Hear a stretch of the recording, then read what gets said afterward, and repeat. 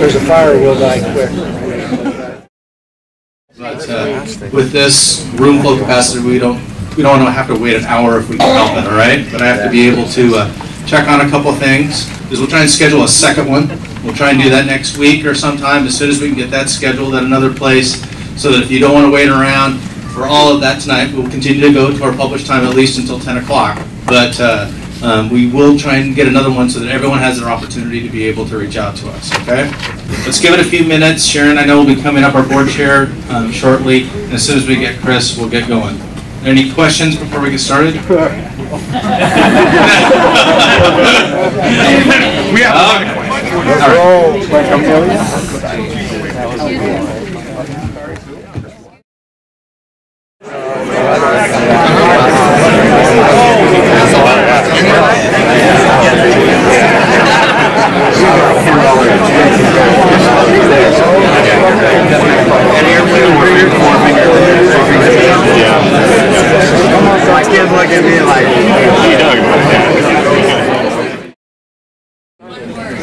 Wow. Wow. Yeah. What's important to know is you are our guinea pigs. You are our first public forum. We obviously underestimate how many people would choose to be here. My guess is there's a lot of people, a lot of folks out there that haven't visited the Liquor Control Board before for one reason or another. We will definitely try to do another public forum in Olympia, and to make sure that everybody gets to be heard. And first I want to say a big thank you to the staff of the Liquor Control Board who put this together.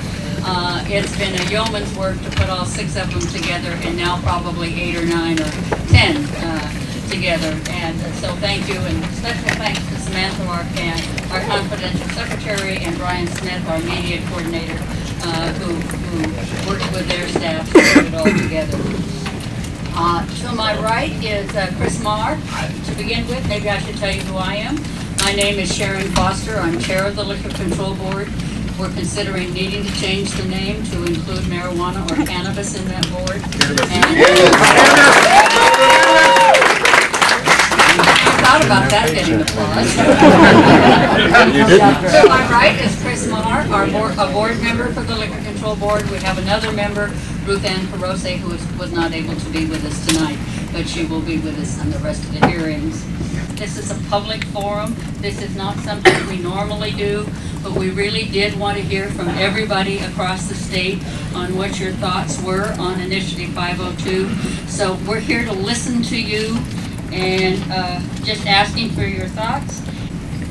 Well, I'll keep this brief because we really want to hear from you folks. But I'm Chris Marr, as Chair mentioned. I'm from Spokane. I'm actually a former state senator. And I have to tell you, having been involved in the public process, where a lot of it is rife with disinterest on the part of the public, this is really refreshing. And even though I don't have to stand back there with you, I think this is kind of a happy problem, having that many people that really want to share their thoughts. Echoing what Sharon said, this is unusual. Normally our rulemaking process is very much dictated and is kind of backloaded.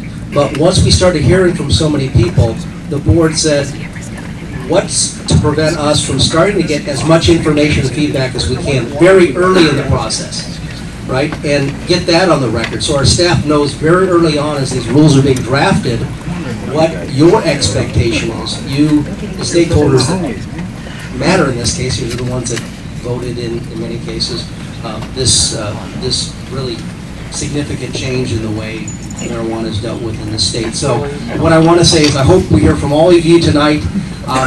We have 6 meetings throughout the state, And quite frankly, if we need to have another 60 because people don't think they need to be heard, that's certainly something I think the board's willing to hear. So thank you to all of you for being here.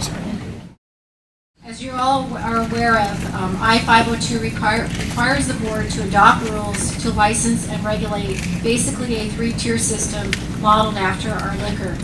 It has a producer, processor, and retail license for marijuana and marijuana-infused products, and it requires us to set those rules by December 1st, 2013.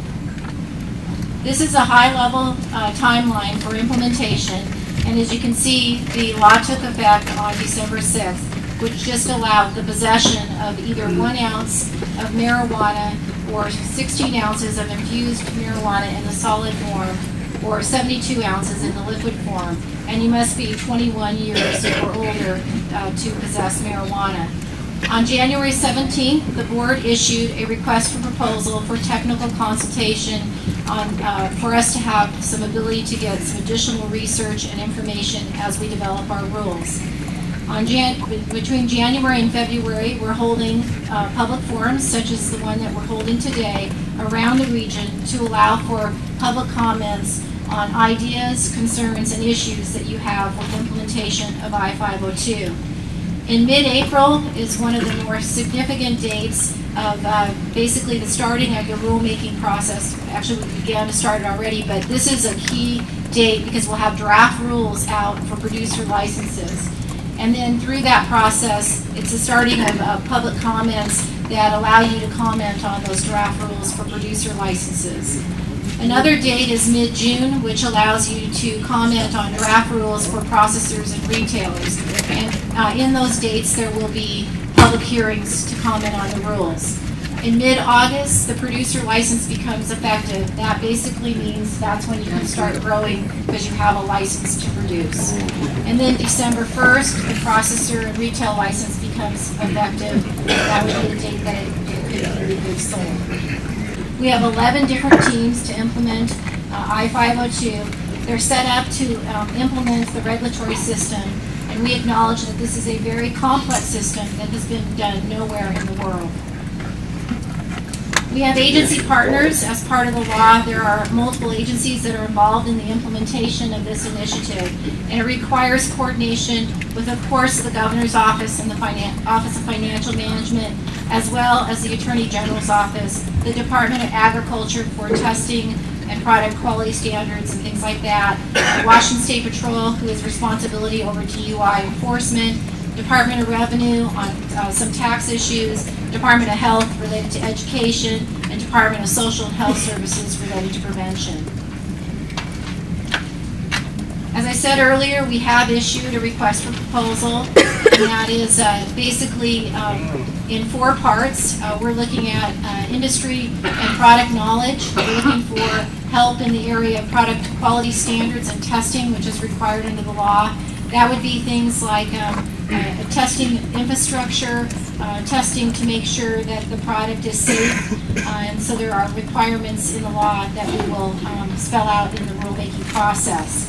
There also, we want to confirm product usage and consumption validation, so we'll ask the consultant to help with that, as well as the product regulation. We're looking for somebody with a strong understanding of state, local, and federal laws as we, and their processes and procedures that would help us in assisting in our rules development. Go ahead, please. Hi, my name is Larry Ward, and I'd like to thank you for the opportunity to be here tonight. I didn't anticipate being first. I guess what I'd like to throw out, since we only have 2 minutes, is funding. As many of you may know, that if you're involved in the medical marijuana business right now, banks won't touch your money. They're subject to federal money laundering charges.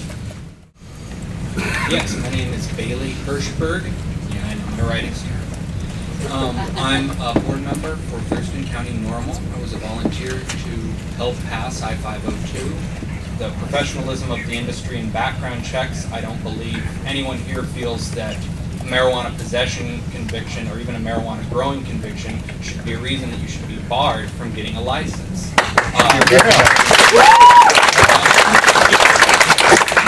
I'm Brendan Helm, from Schenectady County. I'm in the medical marijuana business industry, formerly known as the pod industry prior to all this. My main point and reason for being here is to protect the interests of the medical marijuana industry. We currently have the highest quality standards for marijuana. We currently have testing procedures in place. We currently have distribution networks in place and patient access points in place. And we were wondering whether the Washington State Liquor Control Board would consult with the medical industry to look at their models that have been successful for decades now, really, as part of their formation of the new process. My name is Artis Faulkner. I'm just a private citizen. I'm not here on behalf of anyone or any business or anything like that. But I do think that it is really cool to see all of these entrepreneurs and possible actual job creators come in here and try to do something within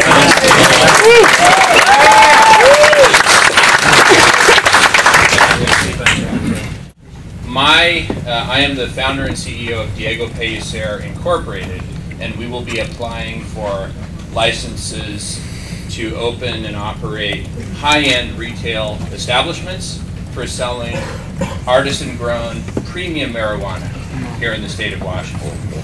We have an opportunity here, an historic opportunity, to transform the conversation of what marijuana is, not just for the state of Washington, but for the United States and ultimately the world.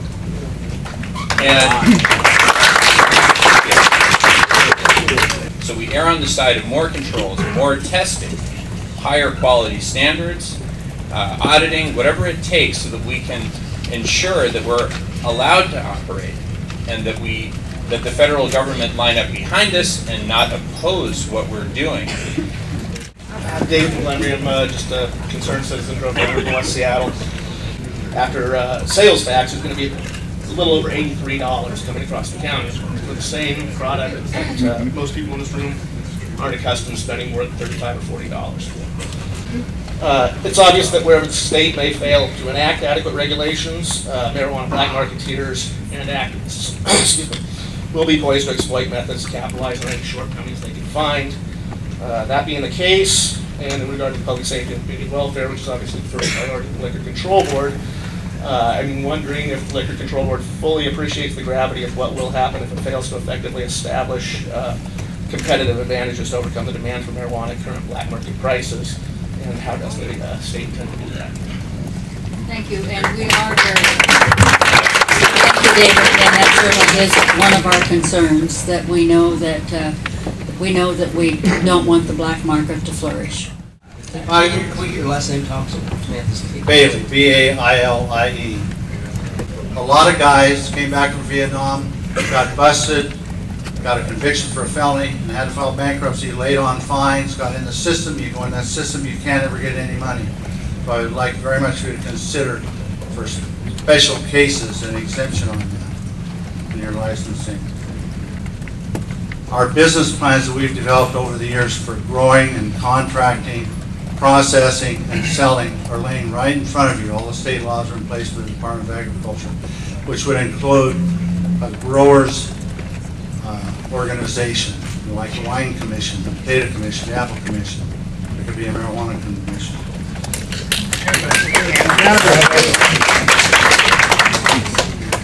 There's a lot of people that need you to forgive their felonies so they can get into this business, and you don't need to borrow money to get in this business. If you're going to just get in, you grow your money. It grows in 60 days.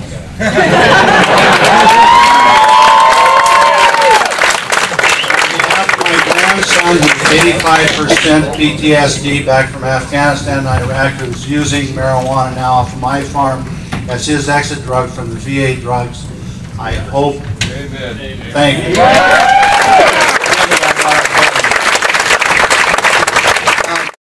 My name is Chris Keeley, and I'm with the Washington Cannabis Association. I come to this industry from a different background. I was involved with the mini casinos when we took prohibition limits off of gambling, and we made all the rules in that process.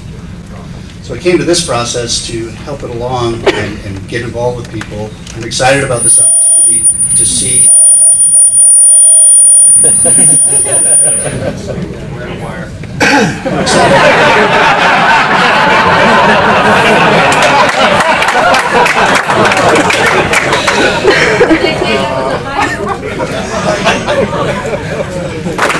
feedback is the spirit of Jimi Hendrix.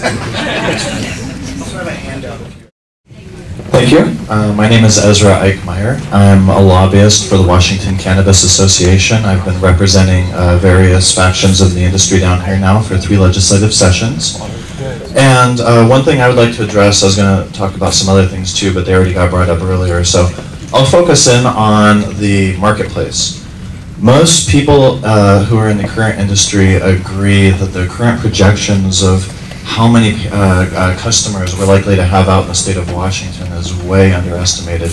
I believe the number I saw was somewhere around 380,000.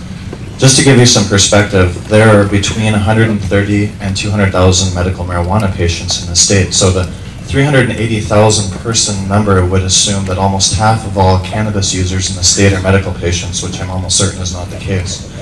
How many it is exactly, frankly, we don't really know because we're using studies that didn't really directly survey Washington consumers. So one suggestion we have for the Liquor Control Board is to simply do a Washington State survey, and I'm sure people will be more comfortable answering it honestly now that the initiative has passed, just to make sure that you have a good gauge on what the real customer base is out across the state, as well as what the average use is going to be per customer out there. Another thing that I would just like to reiterate that was brought up earlier is that it is very, very important that we protect the current medical marijuana industry through all of these processes, both legislative and in the rulemaking process. And so there are many ways that we can do that. We'll stay engaged with giving our feedback on any proposed rules or legislation, but we don't want to see it become a 502 only access across the state, because that would, because of all the zoning restrictions, would ultimately end up being very restrictive for medical marijuana patients. So. I'm Dana Luce. I'm from G.O.A.T Labs, Genesis Organic Insurance Testing, and I'm kind of curious, in Vancouver, Washington. First off, the name of the plant is cannabis. Marijuana is a derogatory term that was made up in the 30s. Yeah. Okay. Second off, my first issue is chain of custody. How are you going to validate what's being planted, and that that's going to be monitored all the way through the system? You have to establish some sort of chain of custody. Are you going to have state inspectors going out to the farms that are going to be producing that sort of stuff? The second thing is, I currently do testing in the medical marijuana field, and I will tell you that it's actually in pretty sad shape. A lot of the clinics out there actually don't test their medicine. I've offered free tests to some of them. They've actually refused. I went back and bought product from them, and I found out when I tested it why they refused that test by I-502. There's no mention about oils, extracts, or hash. And all of those are products that are made from marijuana.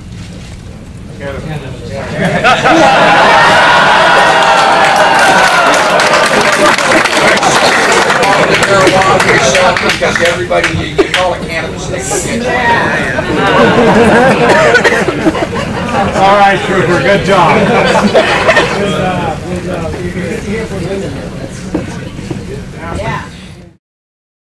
My name is Tammy Ramsey, and I'm from Grays Harbor County, and I will be calling it marijuana instead of cannabis. I would like to thank this board for the difficult task we're dealing with. What I see as the biggest issue before you is overtaking the black market and the medical marijuana market. And this task starts with producing enough marijuana to keep a steady supply to retail. Right now we have patients growing in collectives, black market grows, and imported marijuana from Canada, Mexico, and other states. This board needs to license enough producers to flood out these other markets. To accomplish this, I suggest you license as many producers as qualify for the license. And let the market flood out the illegal market and any overproduction and require a date of production so persons don't sit on their license. We're hearing corporations are going to get licensed and sit on them. That doesn't get marijuana to our stores. I would ask this board to consider both large and small scale producers and also consider crop failure rates, which is high with marijuana due to spider bites, mold, and mildew. As well as consider an environmental impact study on outdoor grows and the crops that are surrounding those grows. And an environmental impact study on hydroponic fertilizer disposal. You have been trying to come up with a consumption rate. When you get that number, double it. The underestimation of marijuana is incredible, just like you underestimated how many people would be here tonight. The worst thing that could happen is underproduction and inadequate supply for the retail sales. The supply going to retail also has to be the same varieties and quality that are available now in these other markets. I-502 was voter passed, and cities and counties should not be able to ban. If the cities and counties ban, if cities and counties ban, it allows black markets to thrive in those areas. And if a city or county do ban, they should not be eligible for any funding from the taxation of marijuana.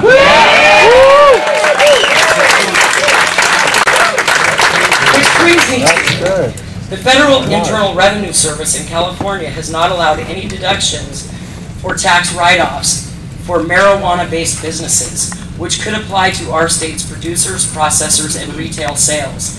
If these federal taxes on gross sales, plus the 25% excise tax, local and state sales tax are all applied, it makes it difficult to get the marijuana to retail at a competitive price, with over an 80% tax on this product.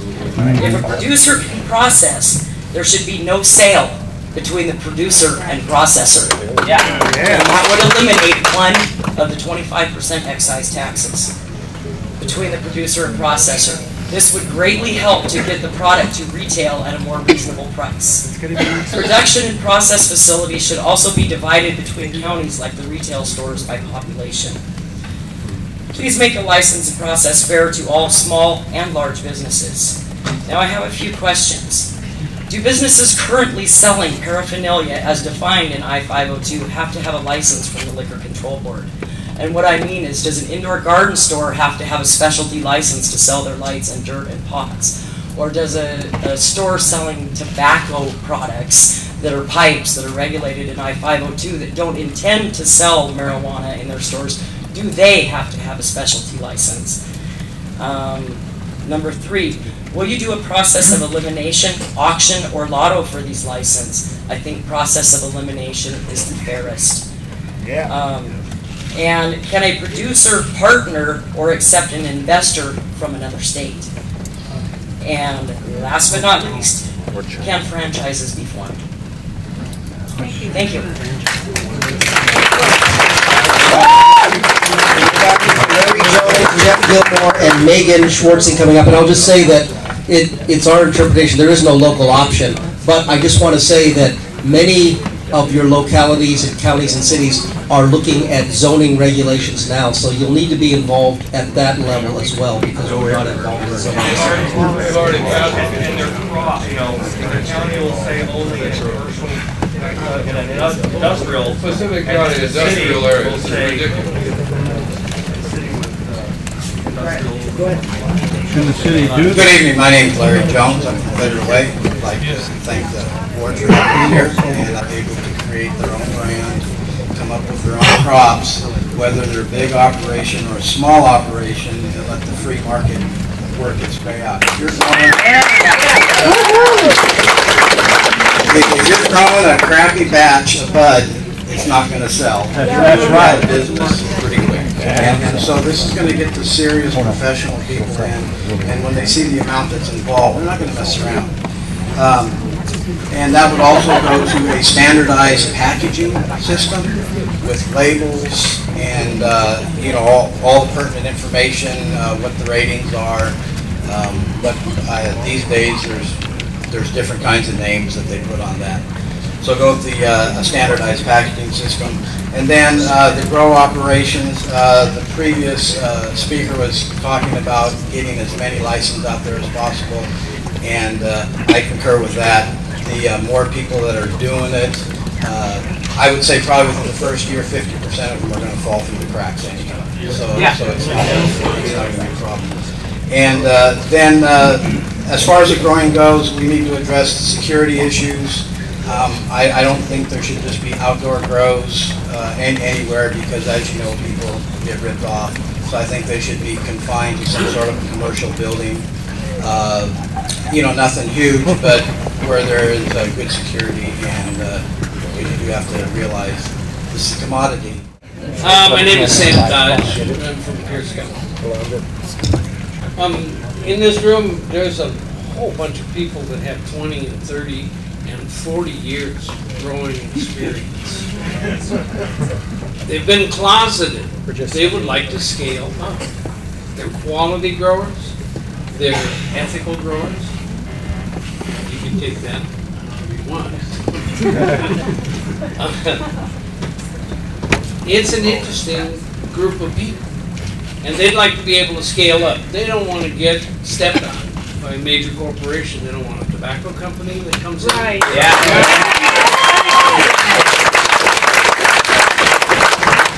What it'll do is just force all of those people to continue to be closeted and continue to grow.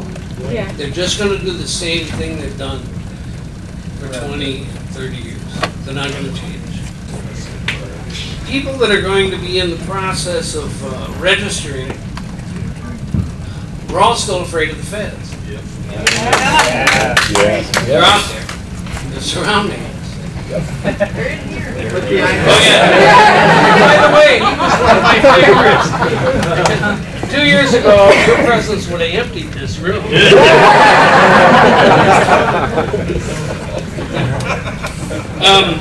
Today's not election.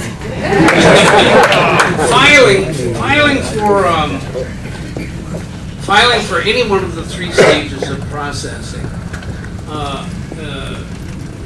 has you giving your name and your address and Absolutely. Thank you. Yeah. Thank you. That's not good. No. There's still a whole bunch of dirtbags out there just waiting for people to get close to harvest so they can rip them off. Yep. They exist. Oh, you're right. Surrounded by them, and it's not good. My name is Roger Bayer. I'm from McKillop, Washington. I'm a commercial real estate broker up there, and also security, because one of the things with the federal issue of not being able to use credit and everything is that it becomes a cash business, and that's why it's dangerous in a lot of these places, because they're handling cash, just like check cashing places, things like that. And so the security needs to be addressed to handle those issues, because until we have some other means of paying for this credit card or whatever, you're going to have a lot of cash transferring hands with people. So there needs to be a dialogue with law enforcement, just like they would help a jewelry store or anything else to prepare for security and things like that. I'm Patricia Karen. I was going to get to that. I'm a citizen just interested, but also about the market that we serve. And to a large degree, whether we like it or not, that's going to be underage children. So we really have to pay close attention. We have a huge responsibility, not only to do the right things with the industry that we're all very passionate about, and when it's all legal and buttoned up, you know exactly what you're going to do. It'll be great. But right now we have concerns about our children who are already drinking and using tobacco products that are not legal for them. And we know that there are other things that can happen, such as the caffeinated alcohol beverages that had to be reformulated because they were found to be bad products for children. And here we have another combination of possible alcohol and marijuana, and all the testing that needs to be done to make sure that that's safe for our children. So I would beg. I am Melissa Heisem. I wanted to thank her for saying protecting the children. I have 4 children myself, and I am a cannabis activist. And but I do want to say that my children being ages 21, 19, 10, and 6, and none of them have partaken in cannabis, and I'm proud of them for that. I do want to say that I have multiple sclerosis, and I've been living here in Washington for 7 years now. I've been an activist for 5. I do the Cannabis Freedom March every year here in Seattle, or here in Washington for the Washingtonians, and I would hope that all of the people here will come to the Cannabis Freedom March this year, because this is important. This is the first time in our lives that we can march down the streets and be grateful that our children can't be taken away from us because we partake in medicine that's so helpful us. And I wanted to tell you guys, it's important, everything that everybody is saying here. And there's different, like I said, I've been involved with different groups. Cannabis Defense Coalition's one, CCSC's another one, Cannabis Standards and Ethics. These and other ones, Ezra Eichheimer, he's great too. These people and other ones I haven't said, but they're all great for you guys to listen to. You have a lot to learn. I've been learning a lot just since I've moved here. I realized that cannabis was the medicine of my choice. I didn't know my diagnosis until I was 34, but I realized I had MS all my life, and I moved here to Washington to live a better life, and maybe other people with MS have too. But I think this is awesome, you guys, for doing this. Thank you, and I'll see you again at different forums.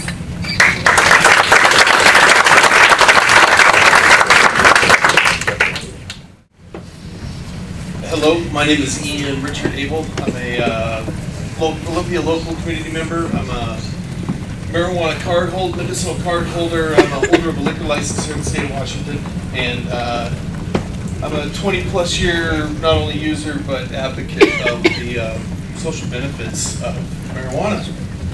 And what I want to I hear a lot of talk and a lot of focus on the manufacturing and distribution, both pieces, big business behind it. I think there's a lot of money, a lot of revenue, and a lot of social benefit to be created in the social. If we think, as we do with the Liquor Control Board, creating a social environment for on-premise usage. I never hear about it, and for the availability and possibility of like the single serving of a marijuana portion, much like you would an espresso, and you would see it in places, coffee shops, bookstores. Even dance clubs, places where people can meet and sit down. And this is for somebody who they don't want a fifth of whiskey. They don't want an eighth. They don't want an eighth or an ounce of marijuana. They don't want a closet dedicated to growing. They just want to be able to go out after work, go down on the weekend, and partake in the social benefits of marijuana. And I think there are many, and a lot of it. What we're doing right now is. I do myself. I'm a 20-plus year marijuana smoker. I smell it. Somebody's smoking, and I'm looking around like, who's doing that? But it's not bad, and it's not illegal, And I think part of what we're doing is breaking down some of these social barriers. So I want to make sure that while we're looking at implementing the structure of the legality, that we don't overlook the creating a space for the social use of it, and help break down those barriers. Where you can buy a joint, you can buy a bong hit possibly at you have an Amsterdam style coffee shop of sorts to increase tourism and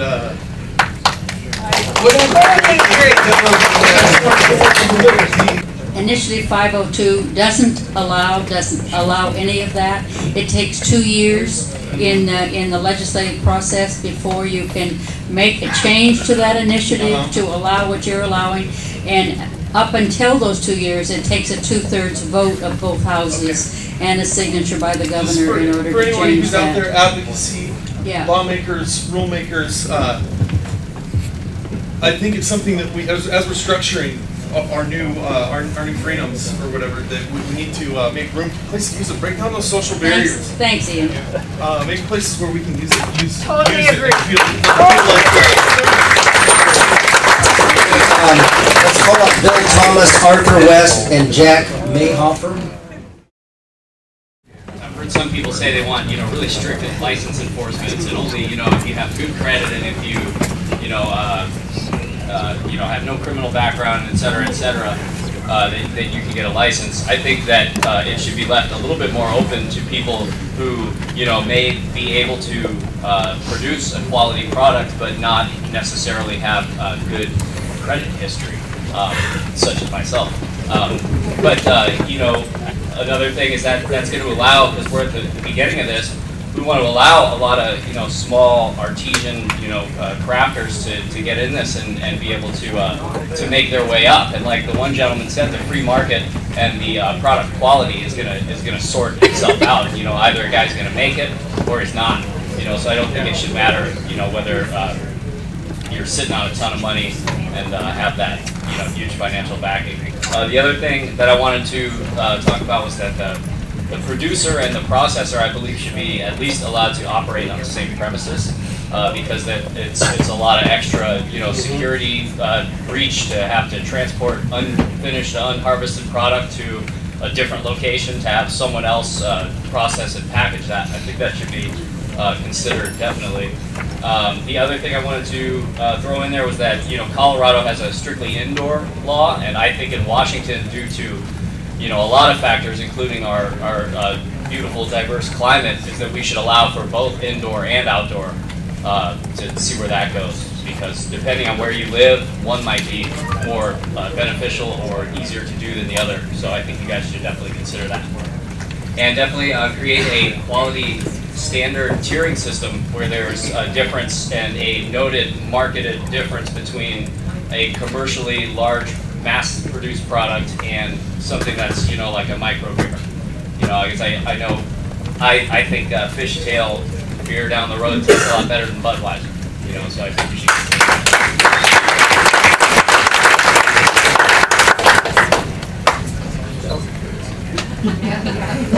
Yeah, you should have said beer. The cold beer sounds good no matter what it is.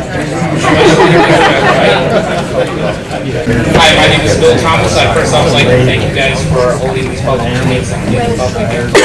This is really neat, and I appreciate that you guys are also going across the state to different cities to do this. I think there's a lot of smoke in the air, but we're also forgetting about the big picture, and I believe that's hemp. I-502 has actually defined the difference between marijuana and hemp. The DEA stands behind the fact that hemp is marijuana. When they try to try cases like Munson down in North Dakota, was actually pulling the courts to grow hemp in North Dakota. He's a state licensed hemp grower. I also wanted to say too earlier, I think you guys will be cutting yourself short if you don't allow people with convictions to input on your RFPs and consult with you guys, so I hope you keep that open. Hemp can be used more than just, big old plastic, big old huge hemp necklaces like everybody knows and some cool, clothing. It can also be used in geotextiles, composite plastics, bioplastics, ethanol-based fuels, and protrusion compression mold. And not to mention, here in Washington State, WSU has one of the largest agricultural science areas. We can actually increase our research and development, because research and development of hemp has not been done since the 1940s. So we need to grow this area. Kentucky has a decent hemp program going on. Hawaii actually has a DEA licensed hemp program going on, but the DEA requires 24-hour monitoring, 12-foot fences. The cost of security just far supersedes the cost of producing hemp there. I think hemp can provide a lot of jobs and economic relief in Washington State. I mean, we're talking about everything from labor jobs, farmers, producers, high-paid research jobs, distributors. Plus, it can create new revenue for businesses. And once hemp has been produced into its four main components, it can then be transported to any state. By a law from 1937, the CSA says that hemp seed, hemp oil, and hemp fiber can also be transported, and that's also how Monson's fighting this case. Here in Washington State, we can create a new American industry. Washington State Liquor Control Board needs to recognize hemp and hemp production, and I think you guys need to allow hemp production licenses to be issued so we can jumpstart this and get this thing going. And that's my say. I'm Bill Thomas, and I hope to be talking to you guys more about this later. Thank you.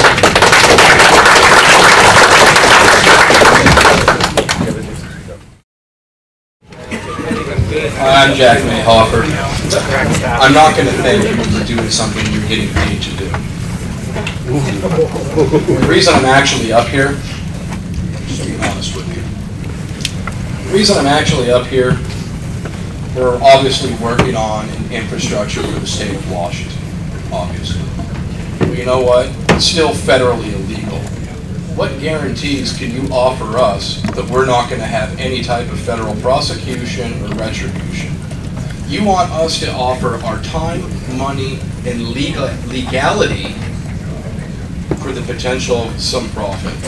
I don't care how much money you throw at me. My safety and security can't be bought. You can't trust Eric Holder. I don't know who that is. Go see yourself. The reason I'm up here is I'm not going to participate in the things that you're offering in terms of distributor, warehouser, all that stuff. You're asking me to give my name, my number, my social security number. Your funding comes from the federal government. The federal government says this is illegal. How are you going to help my peace of mind, me going home at night to be able to sleep safely? Probably, for those of you that didn't follow the news tonight, you're probably aware that Governor Inslee and Attorney General Ferguson did in fact meet today with Attorney General Holder, and then they held a press availability. We're very aware that there are issues around federal preemption. There are discussions proceeding with the federal government now. I think with that question up in the air, it's a good question, that those issues need to be resolved. At the same time, we've been charged by the initiative with having a system up and running, meaning producers producing with licenses issued by mid-August. And so we take that charge very seriously. Could there be intervening actions that bring that into question? Absolutely, but I believe those of you that voted for the initiative directed us to proceed with a system that comes online December 1st. That doesn't mean there aren't issues still to be resolved with the federal government, and those are being addressed.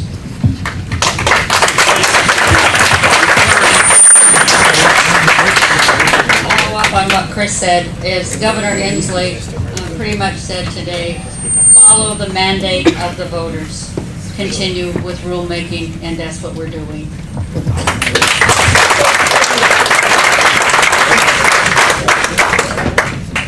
My name is Kyle Cray. I live in Lewis County. I have a master's degree in horticulture, and I work on a diversified farm that focuses on pastured meat products and eggs. So my perspective of this discussion is that from a horticultural perspective. And so I'd like to read the prepared statement. I'm submitting comments to you regarding the implementation of I-502 and the regulatory framework that will define the Washington State cannabis industry. I would like to address two issues. First, speculation that the LCB will only grant producer permits for indoor cannabis cultivation under artificial lighting. And second, the importance of allowing small-scale producers to participate in this incipient industry. Mandating that Washington cannabis producers are restricted to indoor operations relying on artificial lighting would both be an environmentally and economically unsustainable requirement in the long term. Should the LCB choose to adopt this restriction, it could establish an environmentally destructive precedent as other states legalize cannabis in the coming years. Conversely, if other states opt not to institute such guidelines, Washington growers will not be able to compete within the national market, effectively guaranteeing that projected tax revenue from the production and processing of cannabis would virtually disappear. A 2011 study by a researcher employed by the Lawrence Berkeley National Lab details quite extensively the significant carbon footprint of 4,600 kilograms of CO2 for every 1 kilogram of cannabis produced under this kind of cultivation. The paper also analyzes the unusually high financial costs associated with this indoor cannabis cultivation, while the artificially inflated prices found in today's black and gray market cannabis sales may allow for such high production costs. Legalization will result in a price decrease along an order of magnitude. Once that occurs, indoor cannabis production under artificial lighting will cease to be an economically viable practice.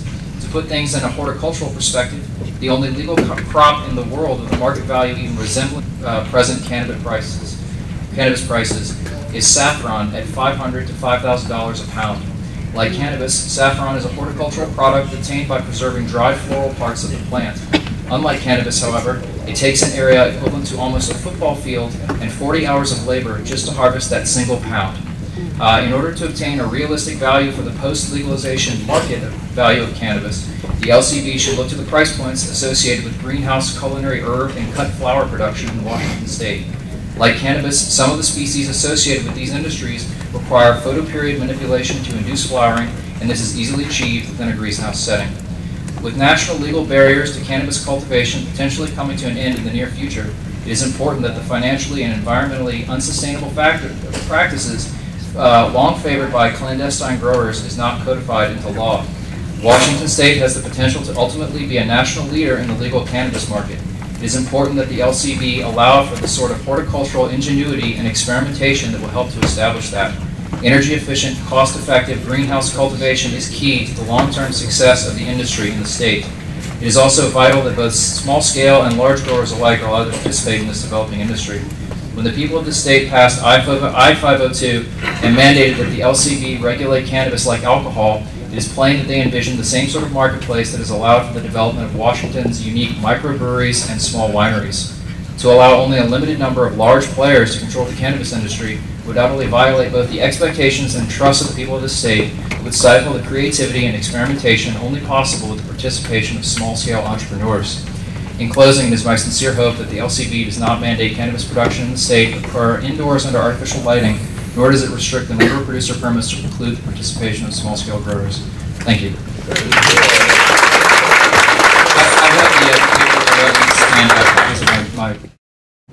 My name is Megan Sullivan. I'm the Operations Director for a nonprofit locally called Together. We do substance abuse and violence prevention. I'm also a board member of the Washington Association for Substance Abuse and Violence Prevention. What I handed you is the 20 provisions to promote healthy children and communities in the legal marijuana marketplace. I know it's not in your purview as members of the board to influence all of these, but I wanted to point out a couple that are within the rulemaking process that I think we should consider.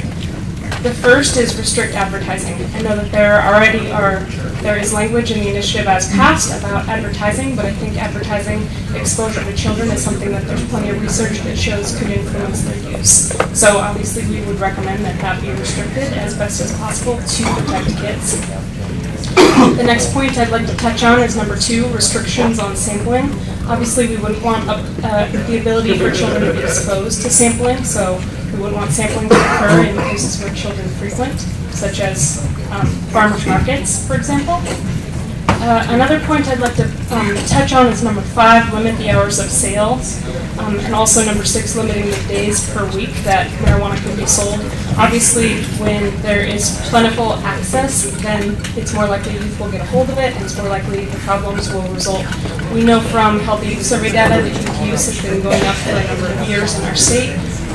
And we also know that children, teenagers in high school who use marijuana are more likely to get C's, D's, and F's than their peers who do not use. Another one that's not on this list that I wanted to point out is outlet density. I know that that's something that's in your purview to consider, so we would recommend that you look thoughtfully at outlet density because of the research on alcohol outlet density and the impact on youth. I signed up outside, but didn't get called. My name is Don Skacke. I'm a political reformer in Washington State. I can tell you that as you look at this room, these people have perfected a system of production, processing, and distribution that just needs to be legitimized. There is your working model already in place. A large concern is for security and the cartel concerns. I've heard that there's a proposed price of about $12 a gram. This is in excess of what currently is existing in the streets. My fear is that with the tax added on, you're just going to embolden the black market. So please look at reducing the price so that when the tax is added on, it still undercuts the black market. It seems that at $12 a gram, you're trying to just take the prohibition pricing and put it in the regular market, and that's going to be a failure. Reducing hours is actually the opposite way you want to go. The more access that you have, the less you're going to have people go, well, it's 8 o'clock on a Saturday night and I can't go get anything. Let me call my buddy Dave. He always had some good stuff back in the day. So you really need to, bars are open until 2 a.m. Another thing you really want to look at is regarding youth. There's a 0% 0.00 nanograms per milliliter limit for under 21. There's actually a 0.02% limit for alcohol. And that is going to drive our youth to alcohol, which is it's a dangerous drug where cannabis is not. So we need to be looking at these things as well. John, would you spell your last name? It's S-K-A-K-I-E.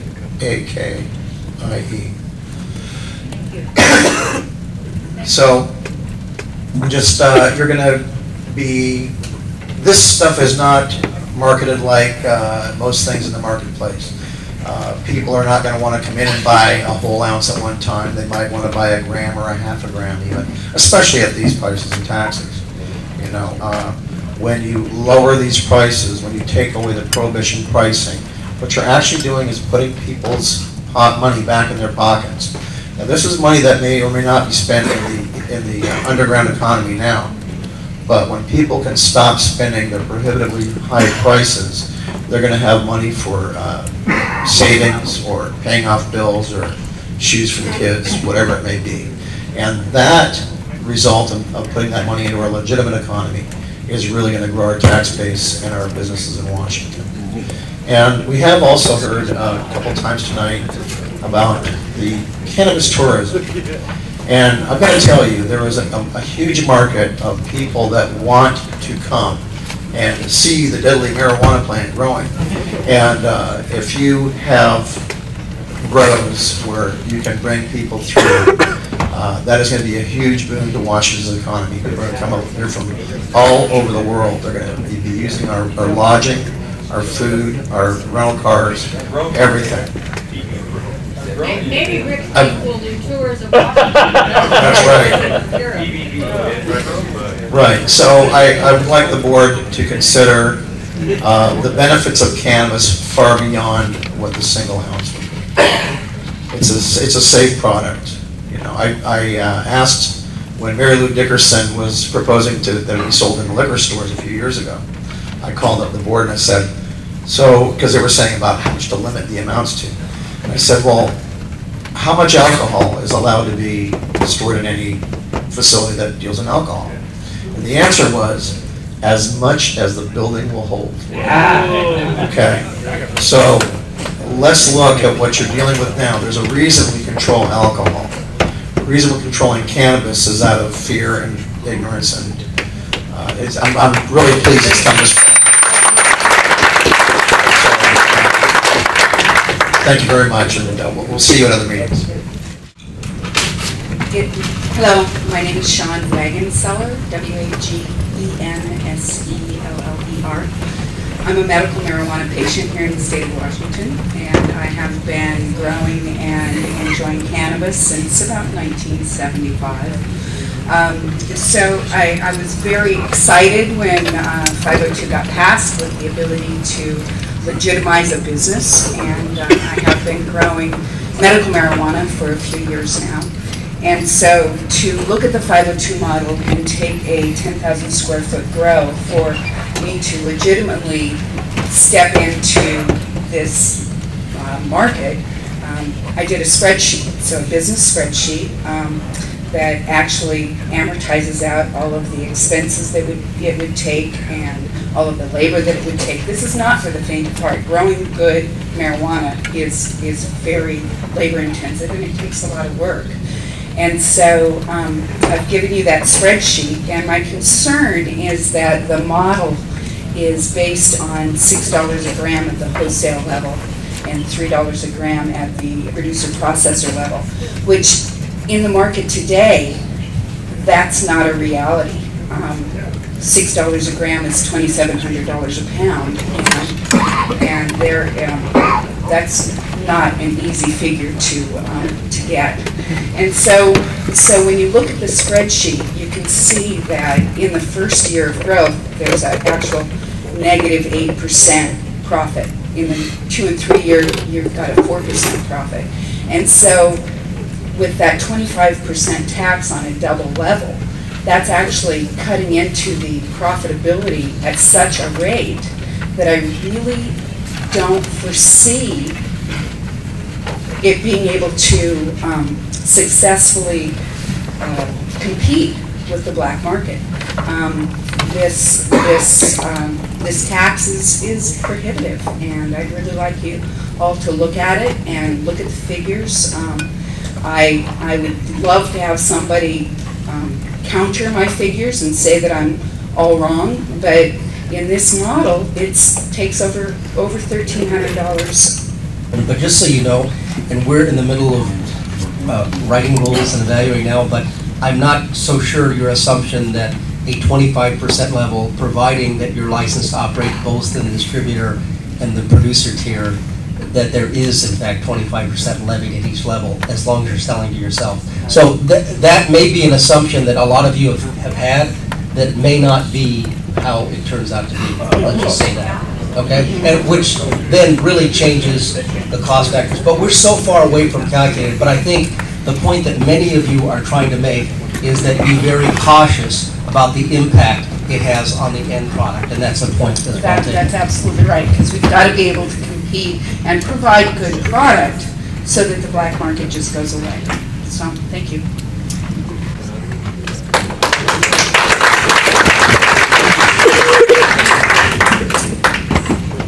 Hello, my name is John Felice, and I did sign up, but my name wasn't called. Last name is spelled F as in Frank, E-L-I-C-E.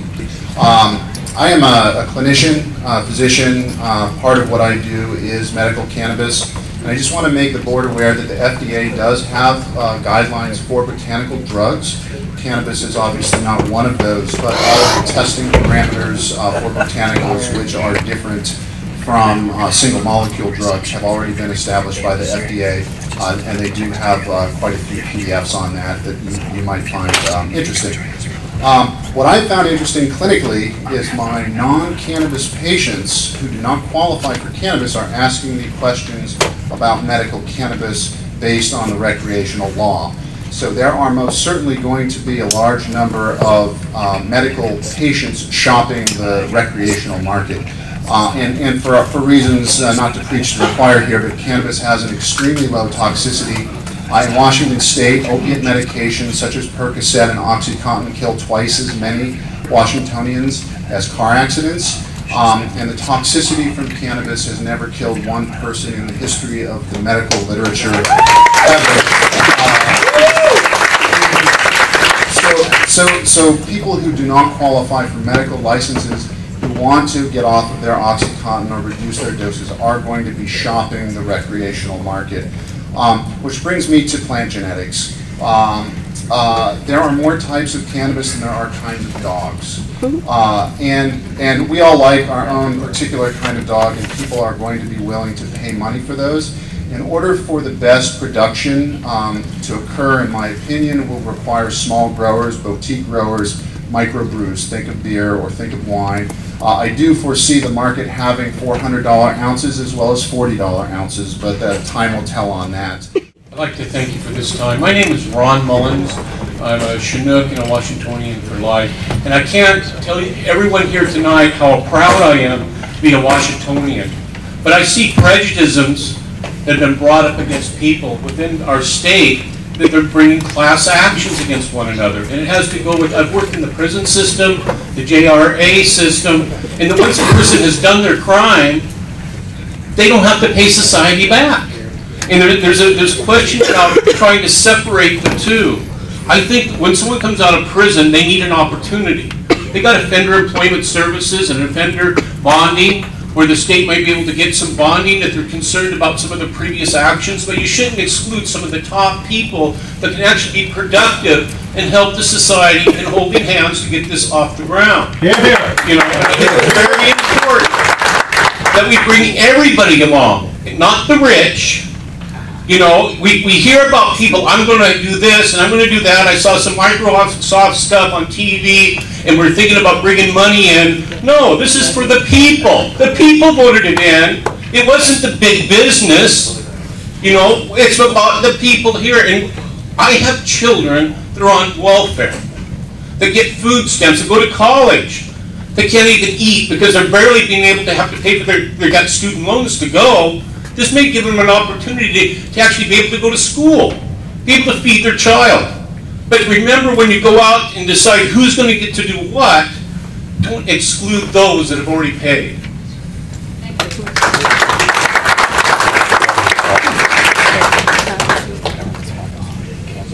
Hello, my name is Jeff Gilmore, and I've been an activist here in Washington State for the last 20 years. Had a really nice beach written up, and I decided to put that aside.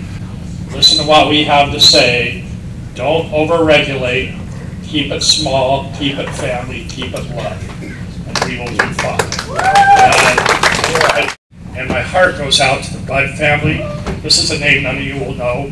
This guy grew some pot here about 15 years ago. The Daily Olympian ostracized him, and he went up to Capitol Forest and blew his brains out because of how he felt like he was substandard because he grew pot.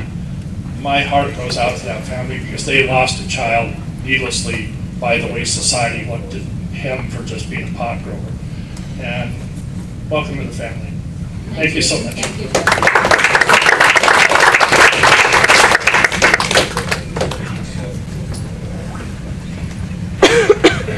My name is John, and I'm terribly honored, but I'm honored that you're here, that this is happening in my lifetime and these people's lifetimes, and it's an amazing process. I wouldn't miss this first meeting for anything. Okay, several people just before me started to touch on the subject. But I'd like to ask several questions of the board. Are there any smokers on the board? This is a transparency. If the president can accept that he smokes, and Clinton can say he smokes, is it a simple question to ask? Well, somebody was saying, definitely keep your kids away from Dilaudid. It's twice as strong as heroin. This is about $10,000. What is it? Dilaudid, morphine. It's about $10,000. Okay? Thank you for recognizing that point. At the drugstore, it's about $5. Okay? Why is it this much? Because of the laws that we have. Okay? Do the laws work? No, there are people who want Dilaudid, or OxyContin, or all these other. This is the grand dame of painkillers. Okay? It's always going to be there. If even this was legal, then somebody wouldn't have to steal $1,000 worth of your property, your TVs, your thing, to afford $50 of drugs that cost 2 cents. Okay? Now taking that another step, we've got marijuana. Everybody's talking about, well, you got to control it, you got to control it, and I'm wondering what kind of room I'm in. Anybody in this room who has smoked it before 10 years ago was in the black market.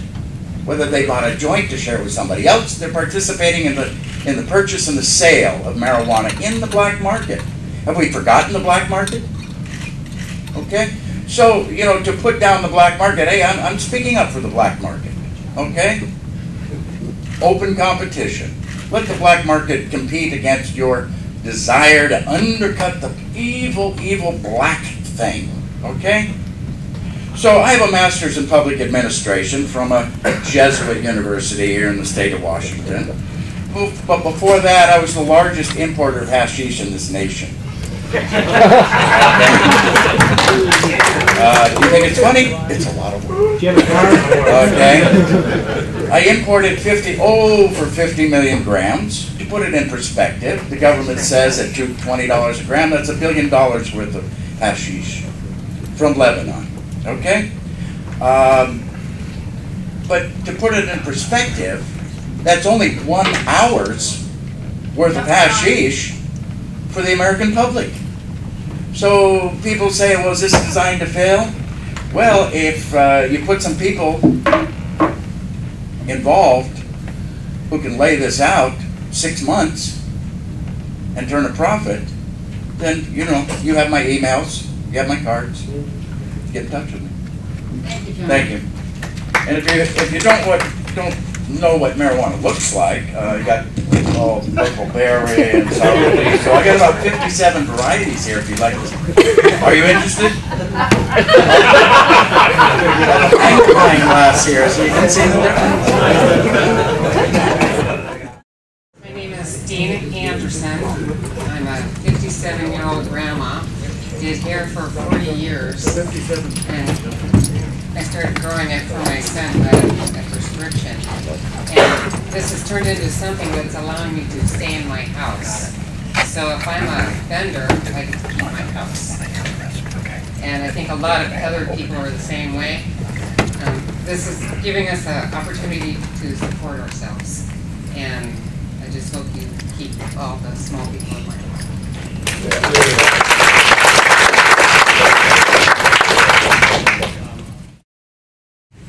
And I want to urge you to make sure that this new experiment is open to everybody, that everybody can get a chance to profit from it. Big corporations have come and are looking at us as an example, as a place where they can salivate and make money. Please don't think of it as that way. Please think of it as a chance for people to do something with their lives that they feel they're good at and can do something to help help the state, help other people. This is something that people take a lot of pride in, and I know for a fact that there are people out there that were making a little bit of money off of the marijuana that they were selling black market. Those people are going to lose out tremendously. I've known for years there's people who've been on Social Security, such. That's how they have been able to subsidize their income by growing marijuana. I just want to make sure that you keep the little guy in sight at all times and not allow the big corporate interests to control what happens here. Thank you. Thank you.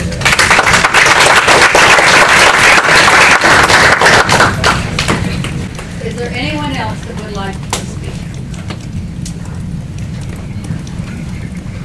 I probably shouldn't. My name is Joseph Barnes. I live in the community, ladies and gentlemen, by the name of Oakland. That's where I live. That's in Pacific County. Well, I'm 68 years old, so I went through the 60s. Unfortunately, I did not smoke marijuana because I was violently allergic to it. When I got around the smell, I would get violently ill. So on the social end, I'd have a really hard time going to the bar and have the toke that one of the gentlemen was talking about. But to eat it is a different ballgame. And I heard a lady here talk tonight that has MS.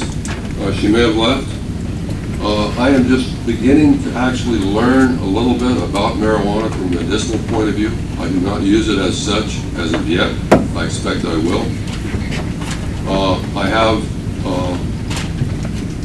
I have emphysema, quite bad. I'm forcing myself not to be on oxygen very much. I have dramatically bad osteoporosis. The only reason I don't have what's called the Dowager's hump is my mother had it as well. At 34 years old, she would bend over like this, and she says, "Oh, you always stand up." For the people that are in pain, what the doctors are prescribing are not good for you, period. Medicinal marijuana is something that is not approved by the pharmaceutical companies, though they are trying very desperately to get involved in business as we sit here. And it is a natural anti-inflammatory. Just a little bit of the research that I found. This is actual research that has been done by real scientists.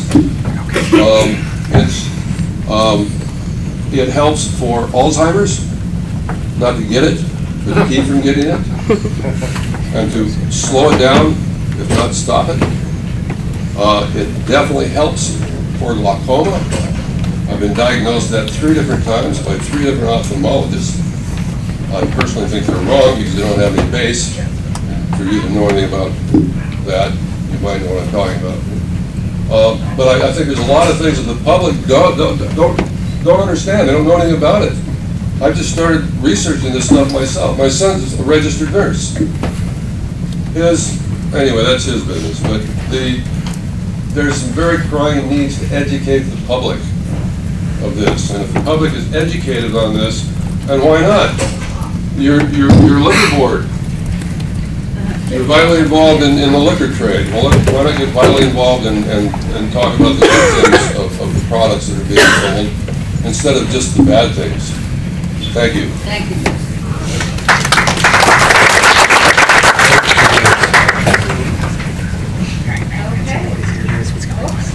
I was very surprised that he's going to say anything. Okay. My name is Joseph Barnes also. As my dad said, I'm a registered nurse. Before I was a registered nurse, I was a police officer in a different state for 5 years. I moved to Washington to take care of my dad, to make sure he was okay after what we believed was a heart attack. Then, getting ready to get my licenses transferred so I could be a police officer here, I injured my left ankle. Long story short, now I'm a registered nurse. My wife was diagnosed with lupus when we lived in Illinois. That was about 12 years ago. We moved here. We got a specialist. She might not have lupus. She might have a rare form of arthritic condition, excruciating neuropathic pain. She's been on Ultram and Tramadol for a long time. If it wasn't for the passage of 502, making it recreationally legal, we would have never looked into it as a possible medication for her. And she would have continued to hurt for the rest of her life. Because it was passed, I got over my prejudice against marijuana.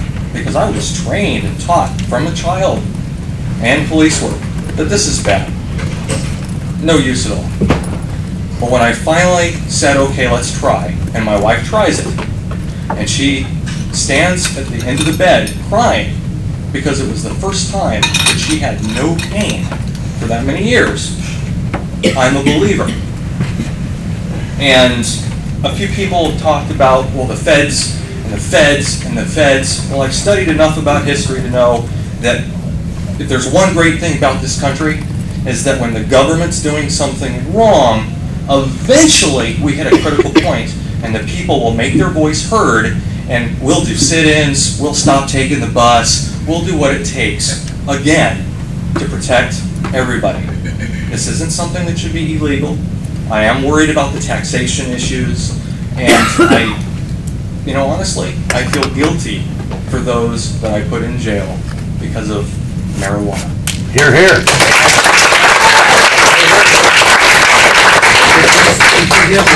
Thank you. Thank you. And I'm done. Thank you very much. Thank you, Joseph.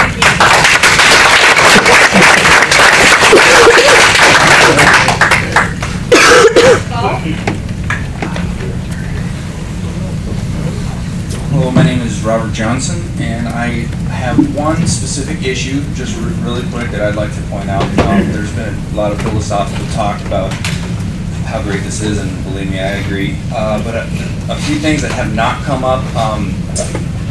When you actually license the producers, if you guys decide to implement a regime of testing the product to find out what's actually in it, I suggest that you actually look into plant growth regulators. I like to use what they call plant growth regulators, such as paclobutrazol and other actually carcinogenic substances. And what those do is they change the look and they increase the amount of growth and so forth.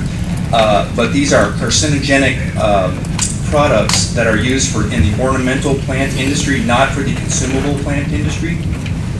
And this will make it harder for people who choose to go by be honest and not provide poison to their customer. What happens is like in the designer or whatever snake oil industry that is the fertilizer industry for these unfortunately black market grows, what happens is people feel pressured to buy these products because, as I said, they increase the quality and quantity in terms of the drug effect of it. But these are poisons. These are registered carcinogens. And there's been a lot of effort, especially in California, to take these products off the shelf. However, they are still available in a lot of ways. So PGR and paclobutrazol is only one of these. There's several of them that you really need to be paid attention to because there will be a lot of temptation to put these poisons in these products. Also, the one real quick point I'll make is that one gentleman talked about how allowing outdoor grows and so forth. I would like to say that in the Pacific Northwest in particular, We have the cheapest power in the United States by far, thanks to Franklin D. Roosevelt and the Bonneville Power Administration and so forth. So in terms of carbon footprint, that is not entirely true. And we have a huge amount of wind power, we have a huge amount of, we have dams, we have, most of our power, as a matter of fact, comes from non-carbon sources in the Northwest. I know in Seattle they have a dam up on the river, I can't remember exactly which. Yeah, so that is actually to our advantage, and I would also like to point out that there's a large amount of real estate that it goes empty right now, so especially industrial, commercial real estate. So one way to stimulate that part of the economy, as well as the equipment sales and all, like they say in a gold rush, they say the best thing to be is the guy that sells picks and axes. And I would like to say that that should be one thought when you decide whether it should be allow outdoor versus indoor, because and a counterpoint to that is that if you allow it for outdoor, you start to compete with arable land, which is that will drive up food prices and so forth. But I don't think it would be desirable to have farmers converting their farms to grow weed, marijuana, cannabis, all right, and not grow whatever apples or whatever kind of agricultural product. So I would suggest that you consider that, although in terms of hemp, which is not the same as cannabis as the medicinal or whatever, the drug, that consideration might be something, obviously that would need arrow plan. So thank you very much. Thank you. You're woefully underestimating what's going to happen. This is a $1 billion market. Be careful, don't get trapped. There's starting stores out there you can't provide that product to. Thank you again, everybody. It's been a very polite, great audience.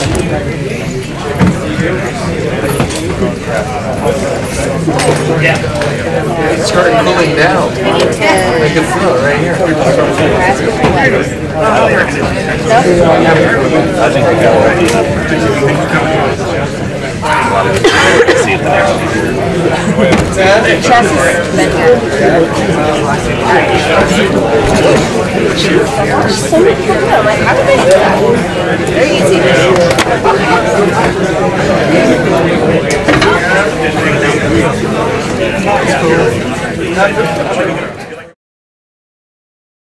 That was the first of so far six meetings of the Open Public Forum on the 502 initiative, and so far it ended a little bit earlier, but there was a huge turnout and it was successful. I'm excited for the rest of it. I took the night off.